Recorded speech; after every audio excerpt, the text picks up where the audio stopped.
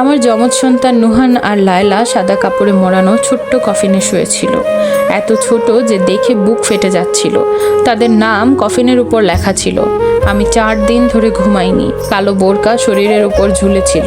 প্রতিটি শ্বাস যেন কষ্ট করে বের হচ্ছিল। আমার পাশে দাঁড়িয়েছিল আমার স্বামী, তার চোখ মাটির দিকে, মুখে কোনো অভিব্যক্তি নেই। আর তার পাশে দাঁড়িয়েছিল তার মা ফারহানা বেগম। কালো বোরকা, মুখ শক্ত, চোখে এক ফোঁটা অশ্রুও নেই। লোকজন বলছিল তিনি খুব ধৈর্যশীল নারী। আমি জানতাম আসল সত্যটা কি। তিনি আমার খুব কাছে ঝুঁকে পড়লেন। তার আতরের সুগন্ধ আমার শ্বাস আটকে দিচ্ছিল।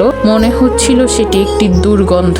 ফিসফিস করে বললেন, আল্লাহ তাদের নিয়ে গেছেন কারণ তিনি জানতেন তুমি কেমন মা। শব্দগুলো আমার বুকের ভেতর যেন কাটার মতো বিঁধে গেল। আমি ধীরে ঘুরে তাকালাম। আজকের জন্য আপনি কি একটু চুপ থাকতে পারেন? জানাজার জায়গাটা মুহূর্তেই নীরব হয়ে গেল। ফারহানা বেগমের মুখ শক্ত হয়ে উঠল। তারপর তিনি আমাকে জোরে চড় মারলেন। আমার মাথা পাশ ঘুরে গেল। এরপর তিনি আমার হাত ধরে আমাকে নুহানের কফিনের দিকে ধাক্কা দিলেন। আমার কপাল কফিনের কাঠে লেগে ব্যথায় আমি কুঁকড়ে উঠলাম। তিনি আমার কানের কাছে ফিসফিস করে বললেন, চুপ থাকো, না হলে তুমিও তাদের সঙ্গেই চলে যাবে। আমার স্বামী এবার মাথা তুলল।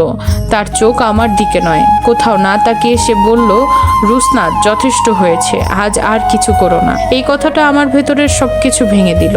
মাসের পর মাস আমাকে বলা হয়েছে আমি দুর্বল, আবেগপ্রবণ। যখন আমার সন্তানদের অসুস্থতা ছিল, ফারহানা বেগম ডাক্তারদের বলেছিলেন আমি নাকি অযথা ভয় পাই। এমনকি আমার স্বামী অনেক কাগজে সই করেছে যা আমি ক্লান্তিতে পড়ে ঠিক মতো দেখতেও পারিনি। তাদের মৃত্যুর পর সে বাড়ির সব ফাইল, কাগজপত্র, ওষুধের রিপোর্ট গুছিয়ে নিয়েছিল। আমি খেয়াল করেছিলাম, সবকিছুই খেয়াল করেছিলাম।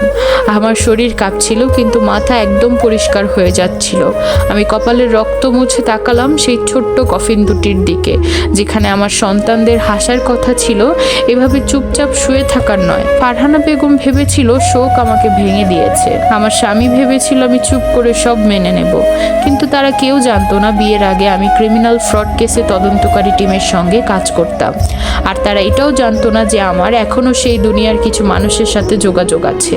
আর তারা দেখেনি আমার বোরকার বুকে পিন করা ছোট ব্রুচের ভেতর লুকানো ক্ষুদ্র ক্যামেরাটা। তাই আমি চোখ নামিয়ে নিলাম।